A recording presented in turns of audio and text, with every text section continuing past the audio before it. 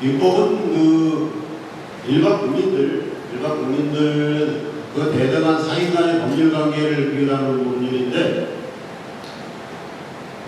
재산 관계와 이제 가족 관계를 규율하고 있어요. 아까 말씀드렸듯이 이제 1118개국이어서 헌법이 130개 조문인 거에 비해서 상당히 많고 긴 조문이죠. 네. 그렇지만 또 사실 이게 모든 부분을 다 망라하고 있다고 볼 수는 없어요. 사실 조문이 3,000개가 된다 하더라도 모든 부분을 다 망라할 필요는 없을 겁니다. 그래서 이 민법 1조는 뭐라고 규정하고 있냐 하면, 일단 민사에 관해서 이 민법, 법률에 의하고 법률의 규정이 없으면은 간섭에 의하고, 여성신 분들이니까 뭐 간섭이 뭔지는 대부분 아시겠죠. 그리고 간섭이 없으면은 조리에 의한다 이렇게 규정하고 있어요. 조리라는 거는 뭐 일반 상식으로 생각하셔도 뭐 틀리지는 않을 것 같고, 뭐 사회폭력, 아니면 뭐 사무의 기본 법칙, 뭐 이렇게 생각하셔도 될 것 같은데, 어쨌든 여러분들이나 아니면 뭐 일반 국민들이 법원에 재판 청구를 하게 되면 어떤 사건이든 간에 판결을 내리게 됐습니다. 뭐 법에 없다고 나는 재판 못해 이렇게 할 수 있는 게 아니고, 어떤 식으로든 판결을 내리게 되기 때문에 그 기준이 뭔가가 문제가 될 수 있는데, 뭐 법률의 규정이 없다고 나는 못해 이렇게 해서는 안 된다고요. 법률의 규정이 없으면 간섭에 따라서 재판하고, 만약 간섭도 없다 그러면 조리에서라도 판단을 해서 어쨌든 문제를 종결시켜줘야 된다는 얘기예요. 물론 이제 상법 부분은 어쨌든 그 근거가 좀 다르긴 해요. 상법은 조금 뒤에 설명하겠지만, 어쨌든 민사에 관련된 부분들은 1차적으로 민법에 의하고, 민법에 규정된 내용이 없으면은 간섭에 의하고, 간섭도 없으면은 조리에 의하고, 이렇게 이제 3단계 구조로 되어 있습니다. 그래서 이제 민법은 기본적으로 물건을 사고 팔고 하는 행위, 요거는 이제 재산관계에 관한 것이죠.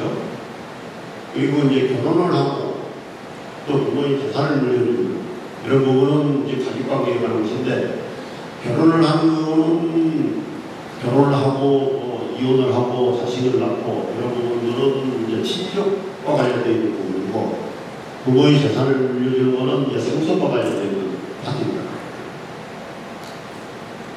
여러분 뭐 연세가 되셨기 때문에 뭐 상속도 생각을 하시고 있고, 아니면 그 전에 뭐 미리 증여를 하시는 분들이 있을 테지만, 어쨌든 연세 들어서 이제 돌아가셨을 때 자식들한테 어떻게 재산을 물려줄 것인가에 대한 부분을 다루는 게 이제 상속법이라는 부분이고, 그런 부분들은 사실 법이 되는 게 만들어지기 이전부터 사실 상속관계나 친족관계 이런 부분들은 다 있었어요.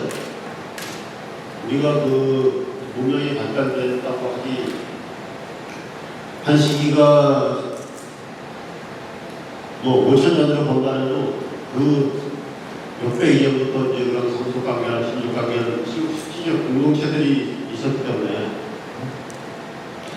그런 친족 상속관계를 있었고, 그렇게 해서 그들 나름대로의 어떤 규율을 유지하고 또 규정을 유지하고 이렇게 살아왔었습니다. 그래서 이 민법은 사람의 출생부터 사망한 것까지 생존하는 동안 법률행위를 규율하고 있는데, 이거는 이제 뭐 자연인으로서의 한 일체의 법률행위를 규율하고 있다 뭐 이렇게 표현을 하기는 꼭 자연인만 해당되는 건 아닙니다. 이거는 자연인이라는 거는 이제 우리 어떤 이제 사람을 얘기하는 것이고, 법인도 있어요. 법인은 이제 기본적으로는 뭐 알기로는 이제 성법상의 뭐 주식회사, 뭐 학자회사 뭐 이런 생각을 하실지는 모르겠지만 민법상 법인이 있습니다. 이게 이제 비영리법인이라고 해서 이제 돈을 목적으로, 영리를 목적으로 설립된 법인이 아닌 비법인 사단 비법인 재단 이런 것들을 위한 것인데 어쨌든 자연인과 비영리 법인을 비율하는 법이 민법입니다. 여기 성인과 미성년자의 구분도 민법에서 비율을 하고 있어요. 지금 이제 미성년자 성인이 19세로 되어 있지만 얼마 전까지만 해도 20세로 되어 있었죠. 그리고 이제 사람이 출생부터 사망까지 하고 되어 있는데 여러분들은 뭐 출생이 언제부터 출생을 한 걸로 생각을 할까라는 기준이 뭘까라는 생각을 해보실 분들이 있다고 모르겠습니다. 아이를 낳게 되면은 일단은 낳기 전에 여자분들은 뭐 진통부터 하게 되죠. 그래서 진통하는 그 시기부터 사람이라고 생각하는 사람도 있어요. 그런 경우도 있고. 근데 아직 뭐 머리도 조금 더 나오지도 않은 상황에서 진통만 했다고 사람을 볼 수 있겠느냐라는 또 반대 의견도 있고. 그래서 그러면 진통만 했다고 볼 수, 사람이라고 볼 수 없으면 그럼 머리라도 조금 내밀면 이제 그때부터 사람이라고 볼 수 있는 거 아니냐. 어떻게 생각하세요? 얘기 나오셨죠? 예? 그게 사실 뭐 동양이라는 사실 그렇게 맞습니다. 그래서 나면서부터 한 살을 먹게 되는 게 사실 그 이유죠.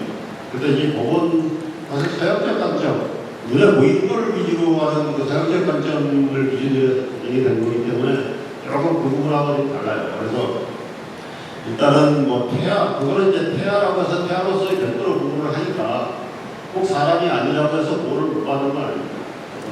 태아는 태아들의 보호하는 기준이 있고 일단 사람은 사람으로서의 보호하는 기준이 있으니까 일단 사람을 어디부터 인지하는 기준이 좀 나눠지긴 하는데 그래서 뭐 머리 일부만 조금 나와도 이제 사람을 봐야 된다는 견해가 있고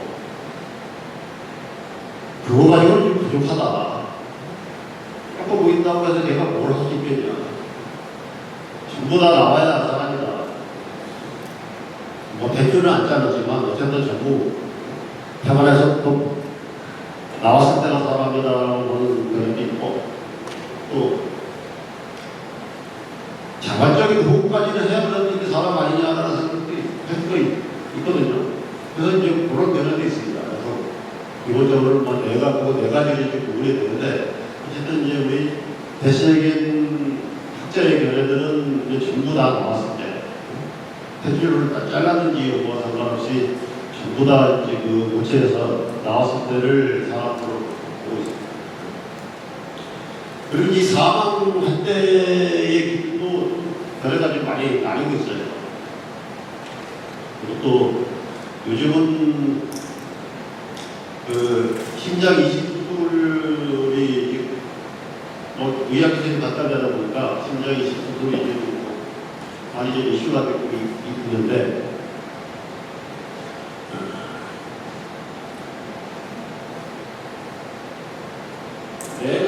뇌가 사망을 한 걸 기준으로 하게 되면 뇌는 사망인데 심장은 될 수는 있거든요.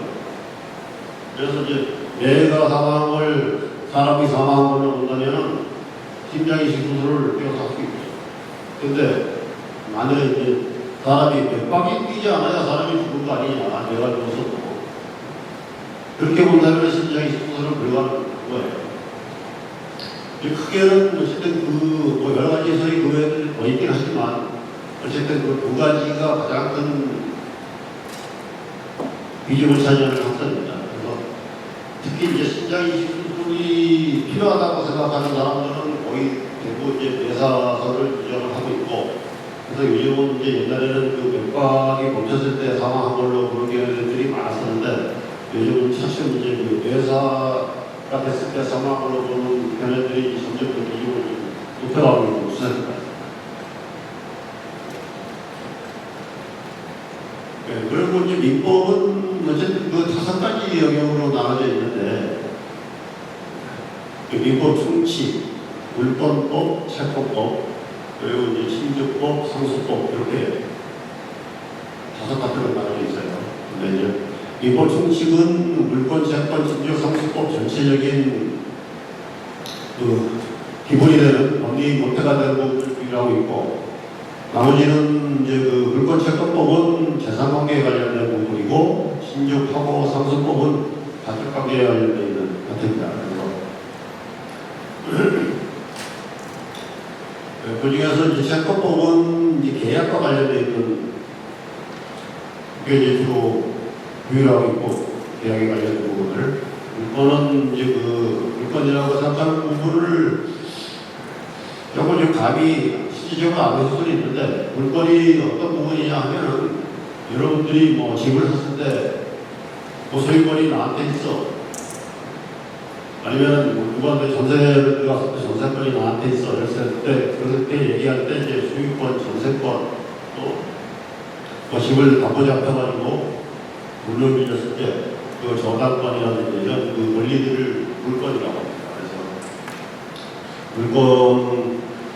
물권은 그 외에 또 여러 가지가 있긴 한데, 어쨌든 그 채권은 하고 비교를 하게 되면, 채권은 여러분들이 만약에 집을 사는데, 어떤 아파트를 사는데 갑이라는 사람하고 월이라는 사람하고 계약을 체결합니다. 갑이 내 집을 뭐 5억에 팔게. 그러면 이제 우리라는 사람이 알았다, 나 5억에 사겠다.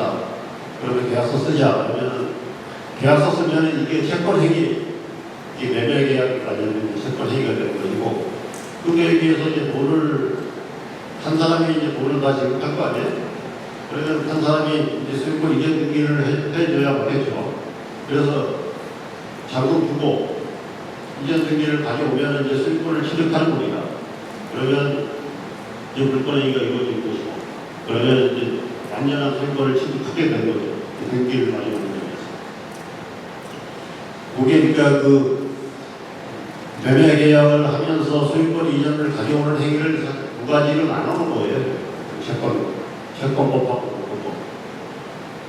그리고 이 가족관계는 신주법은 아까 뭐 일부 말씀드린 대로 이제 혼인관계와 관련되어 있는 그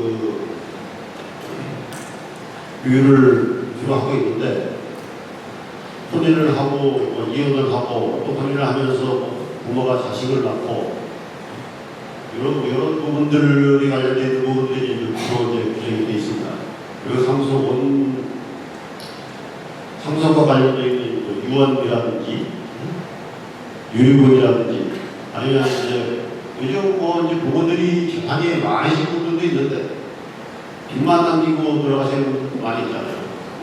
상속 포기와 관련되어 있는 부분, 이런 부분들도 나중에 상속법에서 규정을 하고 있습니다.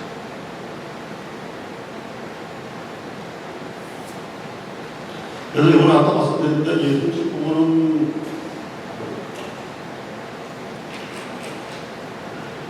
형식부는 기본적으로 뭐 사람과 관련된 부분하고 법인, 뭐 물건, 법률행위 이런 부분들 규율하고 있고, 물건은 아까 현재 말씀드린 뭐 소유권, 지사권, 지역권, 뭐 저당권 이런 부분들을 규율하고 있고, 채권 통지과 계약이 이제 15가지, 원래는 이제 14가지였는데 최근에 이제 여행 계약이 추가됐어요. 요즘 뭐 이런 많이 다니고 그러다 보니까 권유 관계가 많이 일어나갖고 그 해결할 기준이 없다 보니까 요 계약 내용을, 여행 계약 내용을 추가했고, 사무관리, 부당이득, 불법행위. 크게 보면 이제 계약, 사무관리, 부당이득, 불법행위 이렇게 규율하고 있는데, 요 4가지가 결국은 채권 채무를 발생하는 원인이 된 거예요. 이 계약의 종류를 보시면 이제 여러분들이 들어보신 부분들도 있고 못 들어보신 부분들도 있겠는데, 보면 증여, 매매, 교환, 소비대차, 사용대차, 임대차, 고용, 도금은 뭐 건설회사 하신 분들은 뭐 당연히 아실 거고, 뭐 여행계약, 현상광고 계약이라는 건 뭐 여러분들이 현상광고를 뭐 보셨을지 모르겠지만, 요 광고 계약을 한다는 거는 뭐 못 들어보셨을 수도 있고, 위임, 임치, 조합, 정시정기금, 가해, 이게 15가지가 민법에서 규율하고 있는 계약의 신주하고 상속은 아까 말씀드렸으니까 넘어가겠습니다.